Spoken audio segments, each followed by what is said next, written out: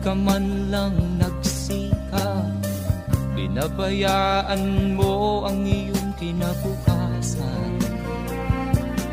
Ba't ka ganyan? Di naman sila nagkulang, ibinigay ang iyong kailangan. Bakit bumagsak ka sa kalokohan? Nagpabaya ka,